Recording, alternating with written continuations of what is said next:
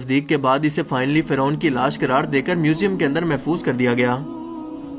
سن 1982 کے اندر یہ ممی خراب ہونے لگی تو اس وقت کی مصری حکومت نے فرانس کی حکومت کو درخواست کی کہ اسے خراب ہونے سے بچایا جائے اور جدید سائنسی انسٹرومنٹس کی مدد سے اس کی موت کی وجہ کو بھی معلوم کیا جائے۔ چنانچہ مصری اور فرانسیسی حکومت نے مل کر اس ممی کو فرانس لے جانے کا انتظام کیا۔ جب فرعون کی لاش کو فرانس پہنچایا گیا تو ایئرپورٹ پر اس دور کے فرانسیسی صدر بذات خود حکومت کے تمام اعلیٰ عہدیداروں، تمام وزراء اور فوج کے افسران کے ساتھ اس کے استقبال کے لیے موجود تھے۔ یہاں فرعون کی لاش کا استقبال کسی عظیم زندہ بادشاہ کی طرح کیا گیا۔ فوجی دستوں نے اسے سلامی دی اور اس کی ممی کو ماہر ڈاکٹروں کی ٹیم کے حوالے کر دیا گیا۔ اس ٹیم کے سربراہ تھے ڈاکٹر مورس بوکائے، جو مذہبی طور پر کرسچن تھے۔ جب مائکروسکوپک ٹیسٹوں کے ذریعے ممی کے تمام اعضاء کا باریک بینی سے جائزہ لیا گیا تو معلوم ہوا کہ اس کی لاش اور جسم کے اندر سمندری ذرات ابھی تک موجود ہیں۔ یعنی یہ کنفرم ہے کہ اس کی موت سمندر میں ڈوبنے کی وجہ سے ہی ہوئی تھی، کیونکہ سمندری پانی کے اندر ہی اس قدر نمکیات پائے جاتے ہیں۔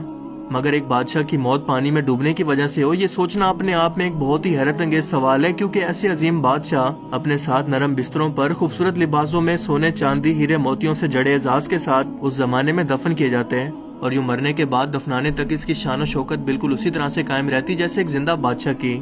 ڈاکٹر مورس کے لیے بھی ایک حیرت کی بات تھی، اور اسی تجسس میں اس نے اس ممی کے بارے میں مزید جاننے کی کوشش کی تو اسے معلوم ہوا کہ اس بادشاہ کی موت کے حالات مسلمانوں کے نبی حضرت محمد صلی اللہ علیہ وآلہ وسلم پر نازل ہوئی کتاب قرآن پاک کے اندر آج سے 1400 سال پہلے تفصیل سے درج ہیں۔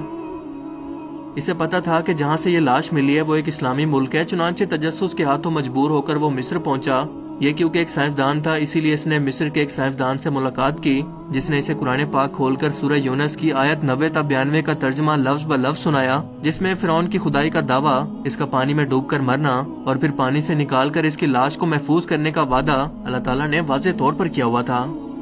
ان قرآنی آیات کا اشارہ بالکل واضح تھا اور صرف ایک جانب تھا کہ تجھے میں مرنے کے بعد آنے والوں کے لیے محفوظ کر کے عبرت کا نشان بنا دوں گا۔ ڈاکٹر مورس نے جب اس قرآنی آیات کا ترجمہ پڑھا تو بے اختیار چلا اٹھا کہ بالکل قرآن سچی کتاب ہے، اس کا ایک ایک لفظ اور اللہ کے پیغمبر حضرت محمد صلی اللہ علیہ وآلہ وسلم سچے ہیں۔ اسی وقت کلمہ پڑھا اور مسلمان ہو گیا۔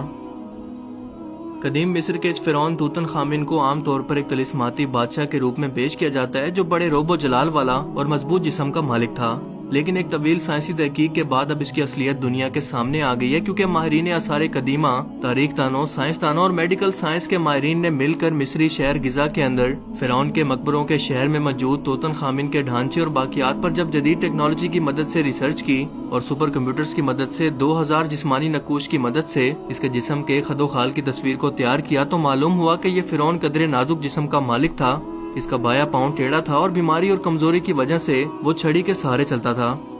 اس کے والد اخناتون اور اس کی والدہ کے ڈی این اے کے نمونوں سے یہ بھی معلوم ہوا ہے کہ اس کے والدین آپس میں بہن بھائی تھے۔